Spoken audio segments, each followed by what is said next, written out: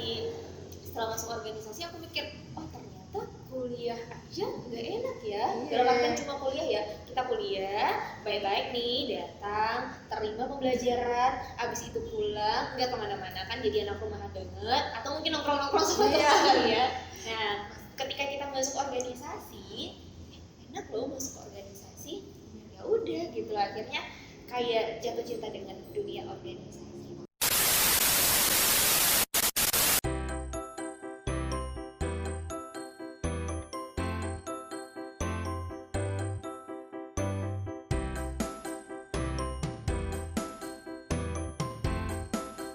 Selamat datang di podcast Cakap Mahasiswa, menyajikan obrolan tentang mahasiswa untuk semua.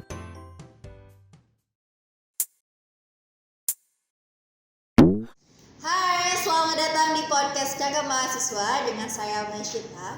Hari ini kita kedatangan tamu spesial, yaitu seorang presenter yang keren, entertainment dan organisatoris, yaitu Kak Yolania Alifa.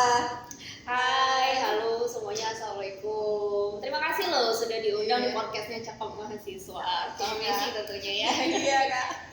Gimana kabarnya Kak? Alhamdulillah hari ini aku baik, senang sekali, apalagi bisa hadir di sini, ketemu sama teman-teman di Cakap Mahasiswa semuanya, duduk bareng sama Messi, ngobrol-ngobrol tentunya. Lebih bangga duduk sama seorang presenter yang keren ya, merasa insecure banget loh. Amin, kita sama-sama tentunya. Iya. Dan di saat pandemi sekarang ini apa sih kesibukan Kakak itu? Karena aku masih di Padang TV ya, di Padang TV, tentu ada beberapa kegiatan yang masih ada di Padang TV seperti berita masih, kemudian dialog-dialog masih, liputan khusus masih juga. Terlebih aku presenter tidak bisa WFH juga, tidak seperti karyawan yang lainnya bisa bekerja dari rumah. Jadi selama pandemi ini tidak ada cerita siaran dari rumah, langsung ke studio tentunya, tapi tetap dengan protap COVID-19. Dibandingin kita itu Kak, di suasana COVID dari yang sebelumnya mana yang lebih sibuk? Kalau ngomong sibuk enggak sibuk, sebenarnya jauh lebih sibuk ketimbang sebelum adanya COVID ini. Nah, semuanya terhalang gitu ya. Benar banget, karena waktu sebelum COVID kan kita ada kegiatan yang di luar, bahkan ada keluar kota juga. Nah, waktu adanya COVID ini kita benar-benar nggak ada kegiatan luar kota, dihentikan bahkan di cancel beberapa juga, dan itu cukup berpengaruh, cukup membuat jadwal kita agak senggang jadinya. Tapi sekarang kan karena sudah mulai banyak kegiatan akhir-akhir ini, pandemi dan orang-orang juga sudah mulai biasa untuk menanggapi pandemi ini, tapi tetap dengan protokol COVID. Kemudian juga sekarang kan mau menuju ini nih, Pilkada 2020 Sumatera Barat di 9 Desember nantinya. Nah, itu juga cukup banyak kegiatan, termasuk juga kita ada ke beberapa daerah untuk debat publik. Dan itu kan saat pandemi ini sangat banyak terhalang sekali ya situasi untuk beraktivitas kita gitu. Gimana sih Kakak cara survive-nya untuk bisa lebih kegiatannya lebih aktif, lebih tetap maju ke depan? Oke, kalau ngomong-ngomong soal pandemi, ngomong-ngomong gimana soal cara bertahan, sampai berjuang dan sebagainya, tetap harus kembali ke kita. Awal-awal pasti kaget dong ya, kaget dengan situasi yang nggak pernah ada sebelumnya, tiba-tiba dihadapkan seperti ini. Aduh, gimana nih, kayak pukulan pasti dong ya. Tapi ya bagi kita yang mungkin ada job-job luar, freelance luar, itu ngaruh banget.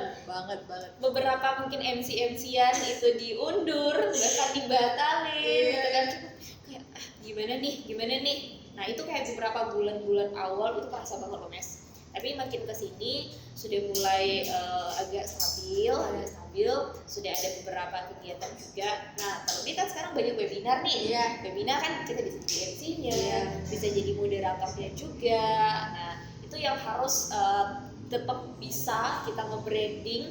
Kita bisa loh untuk acara webinar, harus bisa ini. Nah, kebetulan juga untuk di Padang TV sendiri kan, karena tadi ya nggak bisa WFH juga, karena itu tetap harus masuk, tapi kuncinya tetap pakai protokol COVID.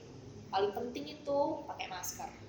Kemudian physical distancing juga, social distancing juga, sering-sering cuci tangan. Nah, sekarang kan kita nggak pakai masker nih, tapi kan ini untuk jauhan kamera ya. Iya. Tapi tetap kita physical distancing. Iya, jaga jarak kan. Harus dong jaga jarak. Kalau di Iya. air saya. Ya intinya kita di saat kondisi pandemi seperti ini kita harus menjaga atau mematuhi protokol kesehatan. Iya. Dan satu lagi nih yang paling penting kalau ngomong-ngomong soal pandemi juga, imun kita harus tetap Iya, bagus. betul.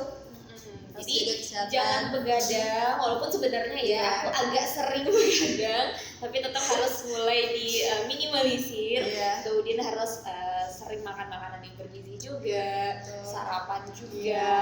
gitu harus cukup lah asupannya. Iya, betul. Vitamin juga, kalau mungkin ada herbal-herbalan seperti madu Iya. mungkin, Iya. atau jahe merah kan ya, Wes, itu boleh enak banget. banget. Tapi kalau ngomong soal jahe merah, sebenarnya aku nggak terlalu suka. Aku nggak suka. Karena kayak anget panas gimana, karena nggak biasa mungkin ya, Iya. beda sama madu. Tapi akhirnya setelah pandemi ini, oh ya harus Iya. harus coba. Oke kak. Nah sekarang kita mau ngomong tentang masa kuliah nih kak. Oke, boleh banget. Ini berasa flashback dong. Iya, pasti kangen ya masa-masa kuliah dulu gimana Iya, gitu. banget. Kakak dulu kuliahnya di mana dan jurusannya apa?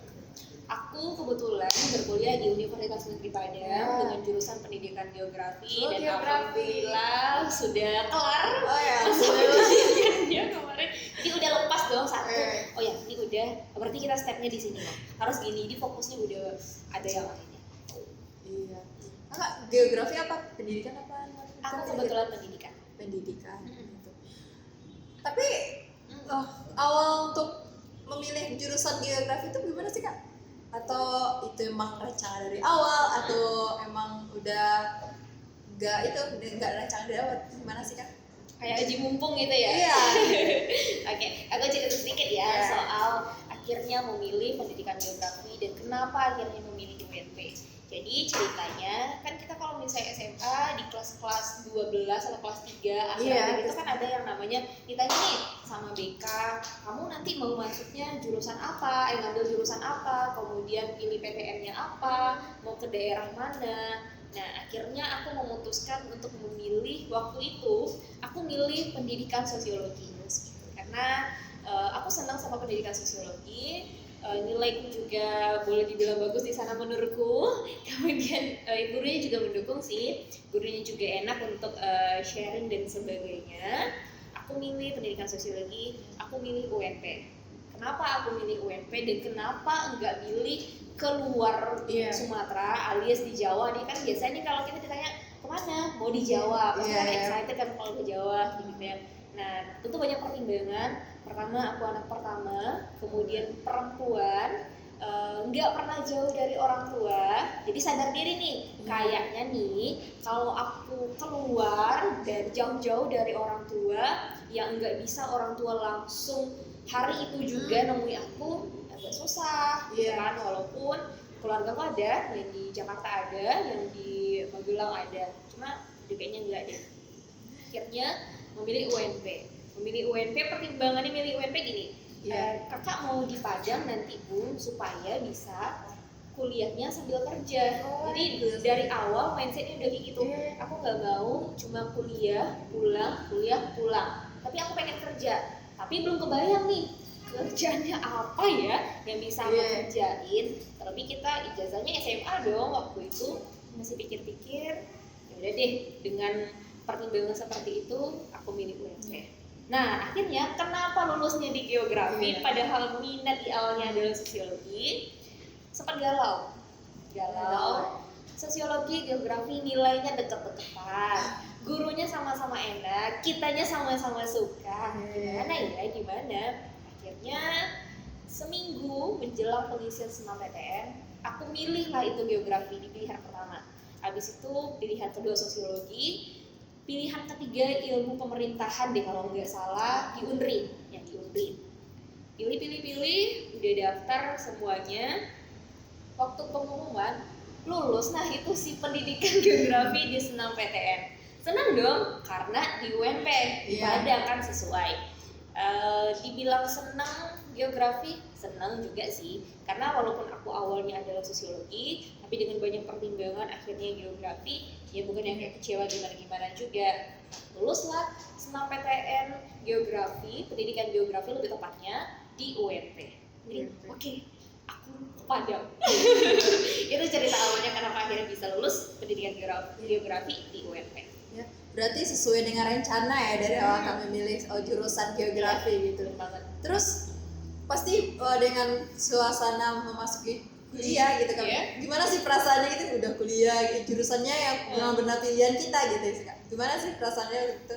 Pas awal-awal kuliah pasti senang dong karena Iya. sesuai apa yang kita mau. Karena beberapa cerita teman-teman nih yang udah kita kenal, mereka kuliah itu bukan di jurusan yang mereka mau. Misalnya gini, mereka maunya jurusan A di universitas A. Tahu-tahu enggak lulus, ternyata ngambil SBM akhirnya dengan jurusan lain, universitasnya lain. Jadi kayak setengah-setengah hati. Nah, aku senangnya itu karena ini adalah jurusan yang aku mau. Kemudian juga di PTN yang aku mau, senang dong. Tapi karena ini adalah perdana untuk jauh dari orang tua, pasti was-was dong. Aduh, gimana ya?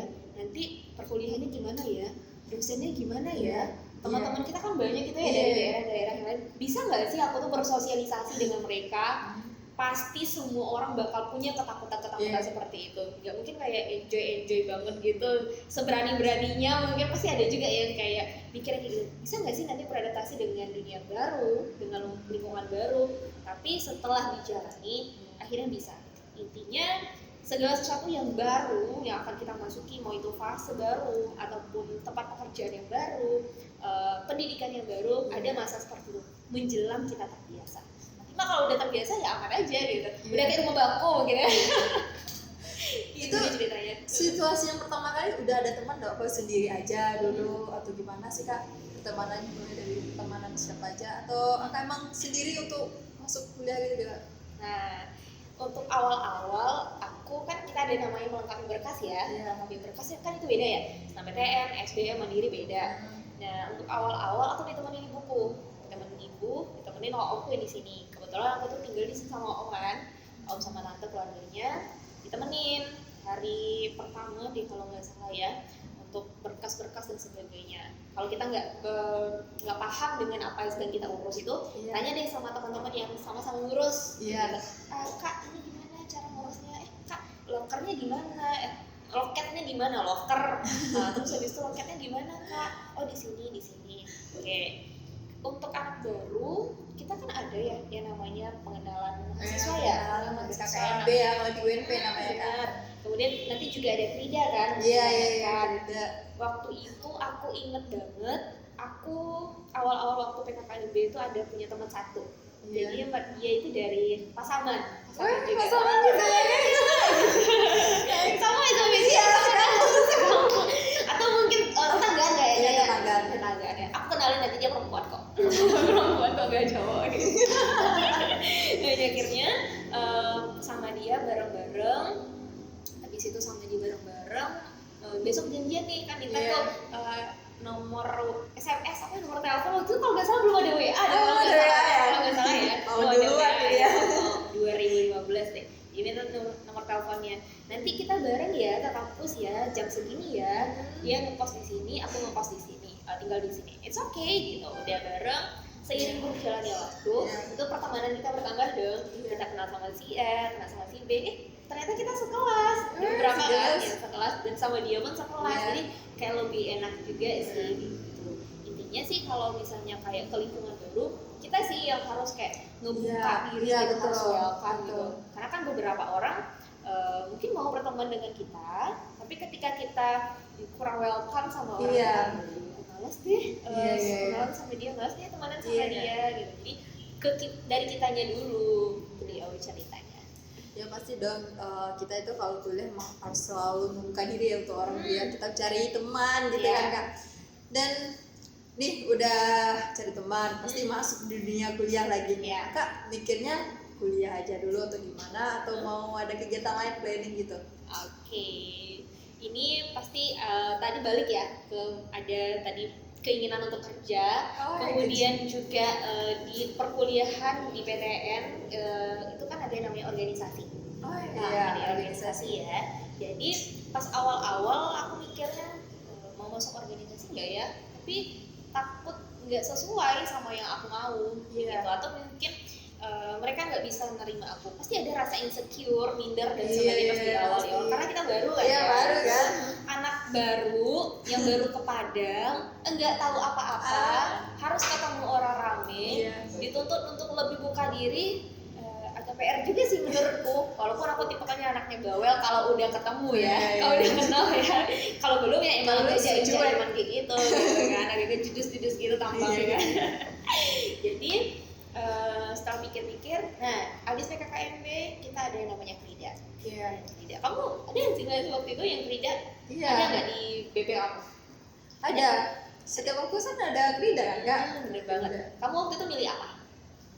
Maksudnya milih apa nih? Kan ada nih, ada minat bakatnya nih. Waktu itu kalau Kridanya kan sesuai nih sama yang organisasi. Ada yang public speakingnya, kemudian ada yang tari, kemudian ada yang olahraga, bola. Kamu milih nggak sih waktu itu? Kalau aku kan di fakultas olahraga nih. Cuman kami itu nggak ada disuruh milih bakat berapa sih. Cuman dibagiin grup 1, grup 2, grup 3. Nanti grup 1 ini di tenda ini. Cuman nanti Kridanya nanti di senior yang main lah, dicemurin, dikasih game, outbound segala macam, nyanyi, pagi senam dulu gitu. Cuma kayak gitu doang sih Kak. Oke, nah kalau aku waktu 2015 itu Kridanya kan kita disuruh milih nih, ada formnya, kamu mau milih minat bakat kan, Krida minat bakat ya. Kamu mau milih yang mana nih? Aku kebetulan yang anaknya suka yang namanya ngobrol, dan dari dulu senang banget sama yang namanya dengar radio. Dan pernah cita-cita nanti kalau udah gede mau jadi penyiar radio deh. Penyiar radio itu dari awal gitu. Jadi emang dari awal itu nggak kepikiran atau bercita-cita jadi seorang presenter duduk di belakang meja menyiarkan berita, emang nggak kepikiran sama sekali. Yang paling aku cari itu adalah penyiar radio. Nah, adalah waktu itu di satu Krida itu radio. Aku gabung deh di sana. Gabung di sana, kayaknya sesuai deh sama aku, beberapa kali pertemuan. Nah kebetulan juga di kampus kan ada tuh organisasi yang ada radionya juga.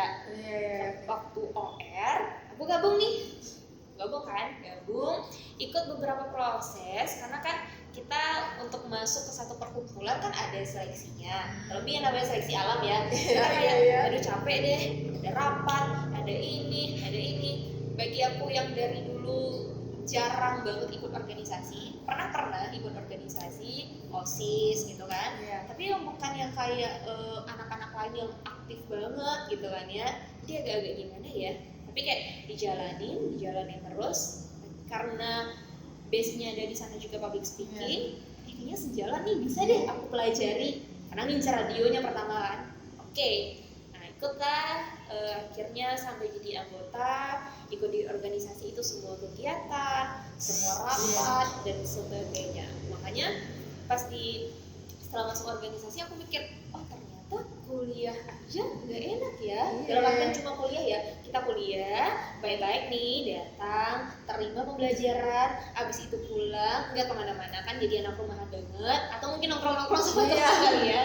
Nah ketika kita masuk organisasi, enak loh masuk organisasi, ya udah gitu lah, akhirnya kayak jatuh cinta dengan dunia organisasi. Makanya aku pikir, oh ternyata kuliah itu gak enak cuma kuliah aja, kita harus barengin dengan organisasi gitu. Kakak masuk organisasinya mulai dari semester 1 ya? Atau jeda dulu dari semester 2? Biasa kan mahasiswa kan lihat kampus dulu gitu, dari kampus, nanti semester 2 lah baru ikut organisasi atau ikut kegiatan yang lain. Kalau kakak dari semester 1 gitu? Aku dari semester 1 banget, ketika ada pembukaan OR di pertama itu, di tingkat pertama, semester 2 waktu itu ya, aku langsung langsung memilih tindakan langsung memilih tindakan gitu.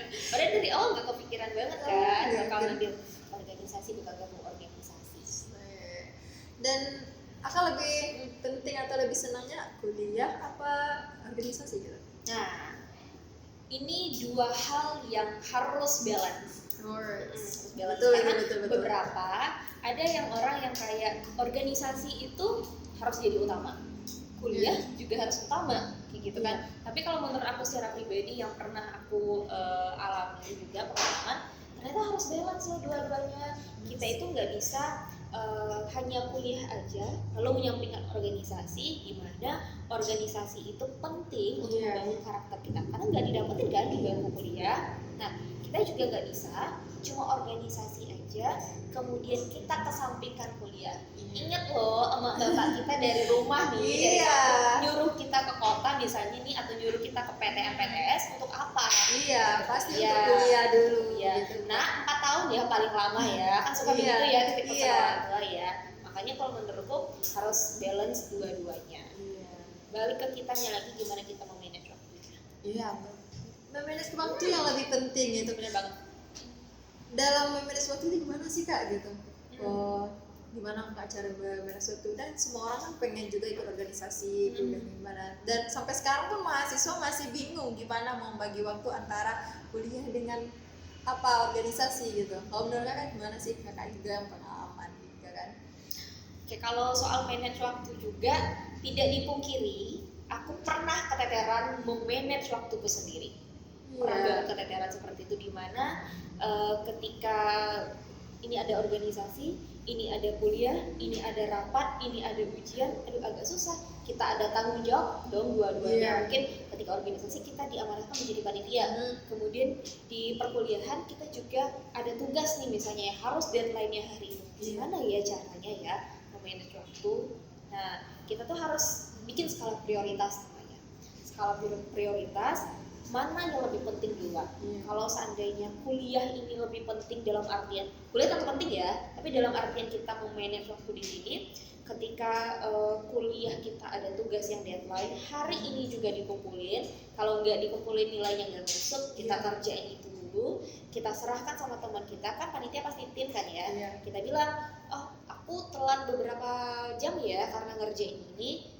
Kalau teman-temannya emang benar-benar ngerti, insya Allah dia bakal ngerti, nge-handle kita kegiatan kita dulu, habis itu nanti baru kita gabung. Walaupun itu memang agak, kalau dibilang capek pasti capek ya. Karena gini ya, kalau anak organisasi, habis kuliah dia nggak pulang kan, dia rapat kan, rapat. Jadi makanya nanti pulangnya udah jam berapa, belum nanti di rumah harus bikin tugas lagi, gitu kan, belum nanti jam tidur yang agak berantakan, kemudian pagi harus ada kuliah lagi, itu benar-benar kayak, aduh gimana ya? Nah, jadi ya balik lagi ke kitanya sih, gimana sih kita kayak manage waktu. Iya sih, kembali dengan waktunya lagi kita untuk manage waktu ya Kak. Pernah Kak berpikir karena terlalu sibuk antara organisasi dengan kuliah, aduh nggak usah lah ikut ini lagi, mau fokus kuliah aja gitu, atau nanti aja lah kuliah dulu atau tugasnya organisasinya itu lebih penting gitu. Pernah nggak Kak berpikir seperti itu? Kalau dibilang kuliah nanti aja organisasi lebih penting, insya Allah aku belum pernah merasa seperti itu, karena masih balik lagi dengan pesan orang tua. Betul. Saya kuliahin kamu untuk ini loh, tapi orang tua nggak sekejam itu sih cara sih taunya. Tapi pernah sih ngerasa di mana, aduh kegiatan organisasi terlalu padat nih, belum nanti ada kegiatan lain misalnya kan, udah kayaknya terforsir banget ini ya tenaga gitu kan. Tapi akhirnya setelah pertimbangan balik lagi, prioritas kamu mana? Silahkan jalan ke prioritas kamu yang pertama, ambil tindakan segera. Nah baru bisa memanage waktu dengan baik gitu. Jadi kalau seandainya balik lagi organisasinya rasa-rasanya masih bisa dihandle sama teman yang lain, kita nggak dibutuhin banget lah di sana gitu, nggak urgent banget di sana, nggak apa-apa ditinggalin dulu bentar, habis itu balik lagi. Intinya kalau ada tanggung jawab di sana jangan ditinggalin. Kecuali tanggung jawab kita nggak terlalu besar di sana, boleh lah minta izin bentar. Ya sih sebenarnya sih Kak, kalau kita bisa manage waktu, kita bisa loh mengerjakan keduanya, kuliah sampai organisasi. Dan sebenarnya organisasi tidak mengganggu kuliah ya kalau kita bisa memanage waktu ya Kak, bisa. Dan malahan kita lebih bisa aktif juga di organisasi, di kuliah pun tetap aktif gitu. Tergantung kita juga. Tergantung kitanya, kita asal nggak keteteran aja. Gitu. Dan gimana sih pendapat Kakak kalau kita mahasiswa itu masih berpikir tentang ikut organisasi? Kadang ada yang malah bilang anti organisasi gitu. Gimana sih gitu Kak pandangan Kakak? Apa Kakak support seperti itu atau Kakak tolak aja kata tolak anti organisasi? Anti organisasi gitu. Itu kembali lagi ke mereka ya, karena itu pilihan. Mau mereka anti organisasi, atau ramah organisasi, itu pilihan mereka masing-masing. Kita nggak bisa juga ngujat atau gimana. Cuma kalau saran aku lebih baik sih ketika kita kuliah itu nggak hanya kuliah aja, kita harus barengin juga dengan organisasi atau kegiatan lainnya. Kalaupun enggak di kampus, kegiatan di luar kan ada, gitu. Intinya ketika kita memilih sesuatu atau organisasi, bermanfaat nggak buat kita? Kalau cuma sekedar kongko-kongko atau bisa kayak duduk-duduk atau ngobrol-ngobrol atau cari teman aja, kan sayang banget rasanya ya. Jadi lihat dulu ada nggak impactnya ke kita, positifnya ke kita ada nggak gitu. Nah lingkungan kita nanti bisa membangun kita atau enggak. Kalau rasanya lingkungan kita di organisasi itu membuat kita makin jauh dengan kuliah atau mungkin dari dari agama mungkin ya, jadi ditinggalin gitu kan. Cuma ya balik lagi ke kitanya gitu. Kita yang bakal ngejalanin, kita yang tahu baik buruknya gimana, silahkan pilih. Iya, intinya kembali kita lagi ya, apapun kita itu menentukan suatu organisasi apapun kuliah, itu kembali lagi kita yang memilih untuk jalanin hidup gitu ya kan. Karena kalau misalnya kita jat orang-orang yang bilang anti organisasi, nanti marah dong orang-orangnya. Pasti kan saya ada pilihan loh, ada alasan kenapa saya anti organisasi, kenapa kamu yang nyolot gitu kan. Cuma kan pandangan kita gitu. Terus harap kita seperti apa? Ya bebas-bebas aja sih, mau anti organisasi atau enggak, kalau ramah organisasi atau enggak, kan impactnya juga ke kamu juga tuh. Gitu sih kak. Nah ngomong-ngomong tentang hobi kakak di public speaking dan udah terjun di organisasi tentang audio gitu, dan sekarang jadi seorang presenter. Dan kapan sih mulai kak itu duduki dunia presenter? Oke, boleh cerita dong ya? Ya boleh. Cerita terus dari tadinya. Cerita terus, karena kalau perempuan ketemu perempuan gitu ya, untuk perempuan ketemu laki-laki yang ada jadi cinta gitu ya. Tapi kalau perempuan ketemu perempuan akhirnya cerita. Gitu ya. Kenapa dan kapan akhirnya bisa menduduki bangku presenter, membacakan berita, menyampaikan informasi kepada khalayak umum? Cerita awalnya tidak jauh dari organisasi tadi, karena kebetulan organisasi itu tidak hanya radio di sana, jurnalistik juga di sana, MC juga di sana. Seperti yang sudah aku singgung di awal tadi, aku sama sekali tidak kepikiran sama sekali untuk duduk di belakang meja menyampaikan informasi kepada khalayak ramai, tidak sama sekali. Tapi dulu pernah berpikir seperti ini atau mengucap seperti ini, kayaknya enak ya duduk di belakang meja terus depan kamera kita ngomong, orang lain perhatiin itu kayak seneng aja gitu ya liatnya. Tapi nggak kepikiran atau punya keinginan atau punya cita-cita. Aku tuh malah cita-cita kan tadi kan ya yang punya radio, nggak didengar sama orang, didengar suaranya aja sama orang. Akhirnya ketika ikut organisasi itu di tahun 2016 ada sebuah perlombaan news presenter di salah satu universitas juga di Kota Padang ini. Teman-teman yang lain pada ikut di organisasi, pada ikut, excited dong mereka pada ikut kan. Aku nggak ikut sama sekali waktu itu, nggak ikut sama sekali nih, nggak kepikiran sama sekali dan tidak berminat sama sekali untuk ikut, karena waktu itu perlombaannya kalau nggak salah ingat itu di hari Kamis aku ada mata kuliah 3. Kalau ikut otomatis mesti ninggalin 3 kan. Aku seumur nggak pernah tuh ninggalin mata kuliah untuk kegiatan lain. Jadi kalaupun misalnya ada kegiatan lain di luar, yang namanya mata kuliah aku harus tetap masuk, jangan tinggalin, karena kayak rugi aja sih rasanya gitu ketinggalan pelajaran. Walaupun nanti teman-teman bisa ngerangin kita, nggak sepaham ketika dosen menerapkan ke kita. Ya udah, setelah disuruh sama teman-teman cepet daftar yuk bareng-bareng, kita rame loh yang daftar, masa sih nggak mau, tahun depan belum tentu ada. Coba kan kita nggak cari menang, nggak cari juara, nggak cari piala, cari yang piala gitu kan. Yaudah deh aku daftar, dan daftarnya itu baru H-2 perlombaan ya kalau nggak salah, H-2 perlombaan. Akhirnya di hari Rabu, itu kan lombanya hari Kamis nih. Kemudian ketika sudah jatuh cinta dengan dunia jurnalistik, kayaknya nyesel deh ngambil geografi di awal. Ketemu mertua aja perlu public speaking.